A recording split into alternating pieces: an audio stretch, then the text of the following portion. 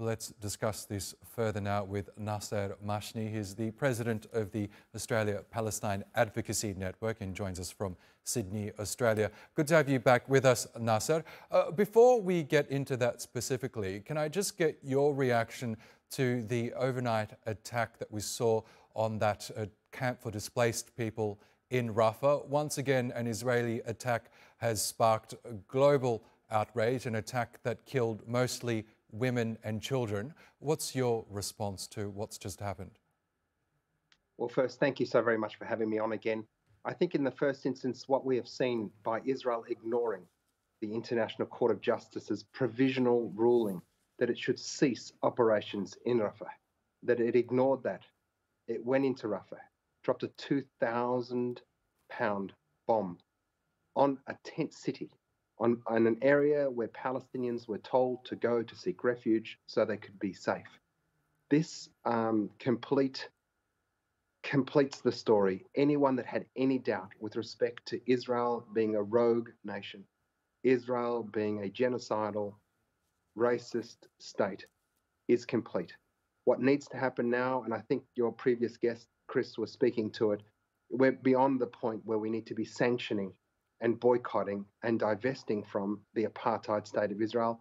And it won't act normally. When it won't listen to the International Court of Justice, when the International Criminal Court is issuing warrants for the arrest of the Defence Minister and the Prime Minister, and it's acting in such a way as to be beyond the law, there is only one solution, and that is for the entire world community to treat it the way we treated South Africa, to boycott it, divest it, and sanction it until it complies with international law.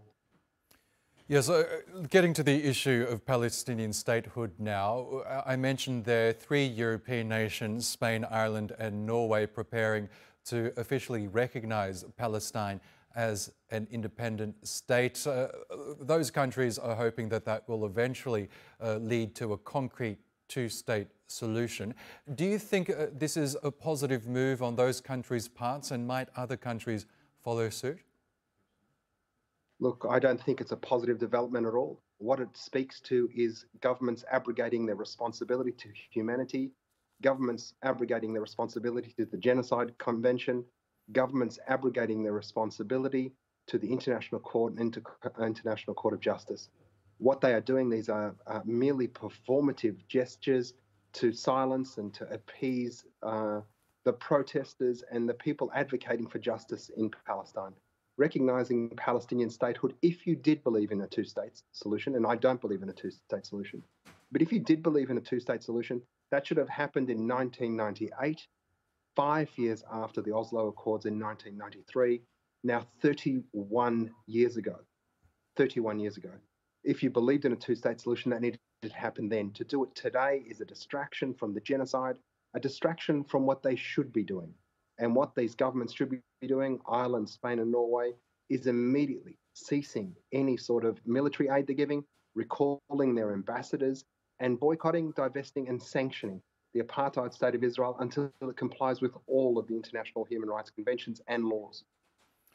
We know the United States remains publicly at least the strongest supporter of Israel. A lot of commentators insist that it is this unwavering support from Washington that's allowing Israel to conduct attacks such as the one we saw in Rafah with impunity. What does Washington need to do at this point in the wake of what we've seen in Rafah overnight and the course of the war more generally?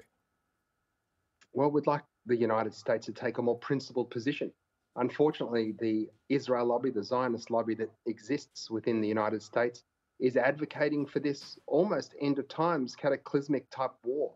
Whether it's been the provocation of bombing Lebanon, the provocation of bombing Syria, of bombing the Iranian embassy in Damascus, America has been dragged along on this merry-go-round of Benjamin Netanyahu's making, as a cheap party trick.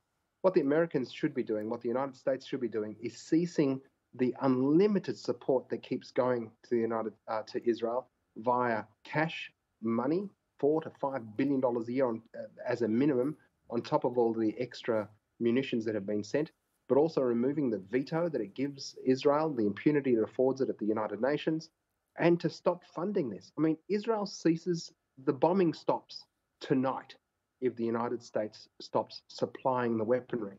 The bombing stops tonight if Biden says enough. Peace prevails when Biden and the United States say enough. Now, short of the United States doing it, as they did in South Africa, they were the last country to do it. We need the rest of the world to lift their game. Countries like Norway, Spain, and Ireland that today want to recognize Palestine, you need to do more than that. You've been silent for 76 years, 233 days of genocide.